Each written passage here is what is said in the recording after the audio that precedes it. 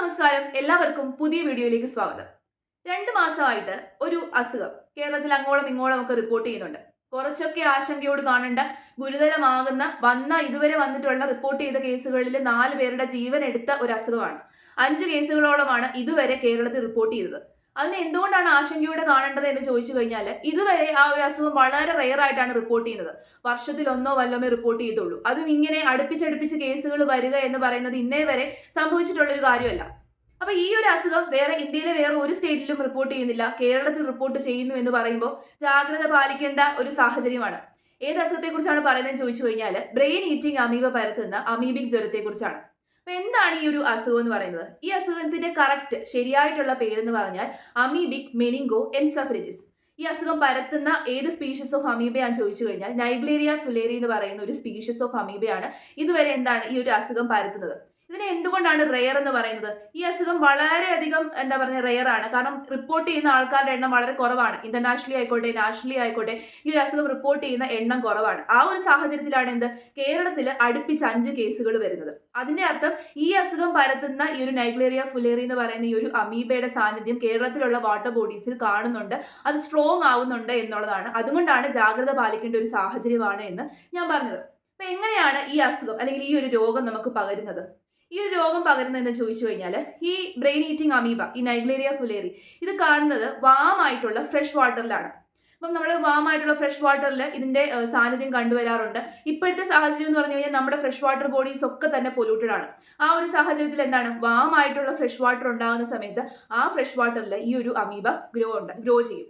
അതുകൂടാതെ municipal water treat ചെയ്യാത്ത, അതായത് ക്ലോറിനേറ്റ് ചെയ്യാത്ത, പ്രോപ്പർ ആയിട്ട് ട്രീറ്റ്മെന്റ് ഒന്നും നടത്താത്ത മുനിസിപ്പൽ വാട്ടറിലും സ്വിമ്മിംഗ് പൂളുകളിലും പൈപ്പുകളിലും ഒക്കെ തന്നെ ഈ ഒരു അമീബ വളരാനും അതിന്റെ സാന്നിധ്യം കാണാനും സാധിക്കും. അപ്പൊ ഇത്തരത്തിലുള്ള വെള്ളത്തിലൊക്കെ ആരെങ്കിലും മുങ്ങി കുളിക്കുവാണെങ്കിൽ, ഇതുവരെ കേരളത്തിൽ റിപ്പോർട്ട് ചെയ്തിട്ടുള്ളത് എല്ലാം തന്നെ കുഞ്ഞുങ്ങളിലാണ്.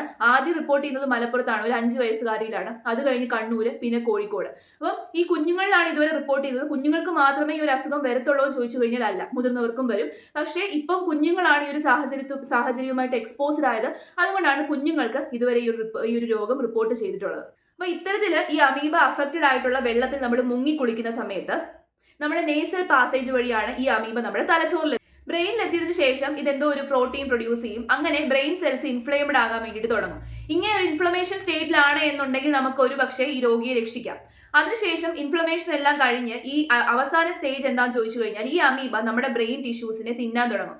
അങ്ങനെ തിന്ന് അവസാനം നമ്മുടെ നെർവസ് സിസ്റ്റം അടിച്ചു പോകും. അങ്ങനെയാണ് ഈ ഒരു മരണം സംഭവിക്കുക എന്ന് പറഞ്ഞു കഴിഞ്ഞാൽ.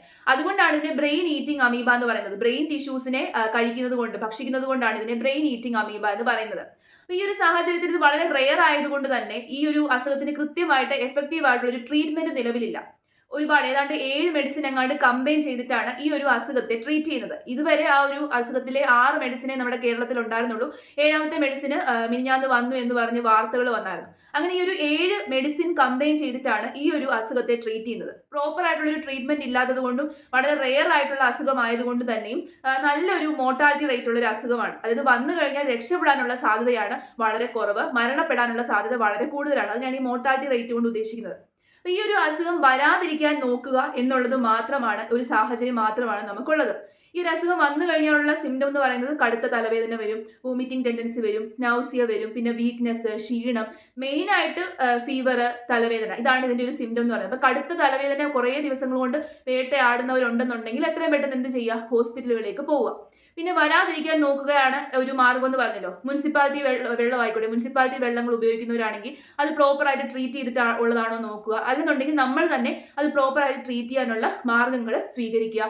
അതുകൂടാതെ തന്നെ ഇപ്പം നമ്മുടെ ഈ പൂളുകളൊക്കെ ഉണ്ടല്ലോ, സ്വിമ്മിംഗ് പൂളുകൾ, പിന്നെ നമ്മൾ വാട്ടർ തീം പാർക്ക്, ഇങ്ങനെയുള്ള പാർക്കുകളിലൊക്കെ പോകുമ്പോൾ കഴിവതും ഈ സ്വിമ്മിംഗ് പൂളുകളിലൊന്നും എന്ത് ചെയ്യാതിരിക്കുക, ഇറങ്ങാതിരിക്കുക.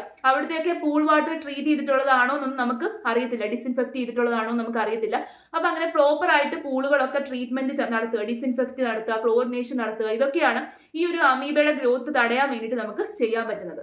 അതുകൂടാതെ തന്നെ നാച്ചുറൽ ആയിട്ടുള്ള വാട്ടർ ബോഡീസ്, ഇതിനു മുമ്പ് സമ്മർ സീസൺ ആയിരുന്നു, ആ ഒരു സമയത്താണ് കൂടുതലായിട്ട് ഇത് റിപ്പോർട്ട് ചെയ്തത്.